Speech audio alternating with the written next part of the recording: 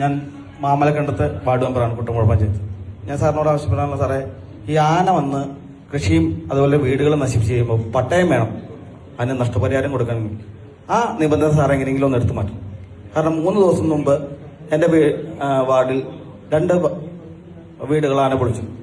Post ഡിപ്പാർട്ട്മെന്റിന് ആൾക്കാർ വന്ന് നോക്കി, ഒന്നും ചെയ്യാനില്ല എന്ന് പറഞ്ഞു. കാരണം പട്ടയമില്ലാന്ന്. ഈ പട്ടയം നൽകുന്നതിനും എതിർത്ത് നിൽക്കുന്ന ഈ ഡിപ്പാർട്ട്മെന്റ് തന്നെയാണ്. അത് വിശദമായി MLA വഴി ഞങ്ങൾ വന്ന് കണ്ടോളാം. പിന്നെ എന്റെ വാർഡിൽ എന്ന് വെച്ചാൽ ഒരു സ്വകാര്യ ജല പദ്ധതി വരാൻ പോവാണ്. അതിന് ഈ ഫോറസ്റ്റ് ഡിപ്പാർട്ട്മെന്റ് വന്ന് ഏതാണ്ട് 6 ഏക്കർ ഫോറസ്റ്റ് ഡിപ്പാർട്ട്മെന്റ് സ്ഥലം ഒരു സ്വകാര്യ വ്യക്തിക്ക് കൊടുക്കുകയാണ്. അത് വളരെ ഞങ്ങളുടെ വാർഡിനെ പൂർണ്ണമായും തകർക്കുന്ന ഒരു പദ്ധതിയാണ്.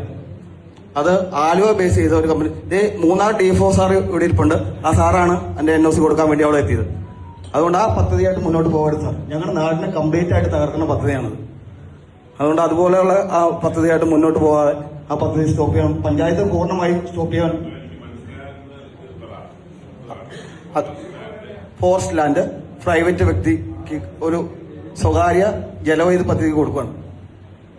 ആ ഫോറസ്റ്റിന്റെ അവർ വന്ന് ഇത് സ്ഥലം വളർന്നപ്പോഴാണ് ഞങ്ങൾ അറിഞ്ഞത്. അത് ഏറ്റവും വലിയ അപകടം എന്ന് വെച്ചാൽ 2.5 കിലോമീറ്റർ ഒരു മല തുരങ്കം അടിച്ചു പോവാണ്, 2.5 മീറ്റർ വീതിയിൽ. അത് വന്നാൽ ഞങ്ങള് മാമലക്കണ്ടെന്ന് പറഞ്ഞ സ്ഥലം ഇല്ലാതെയാവും.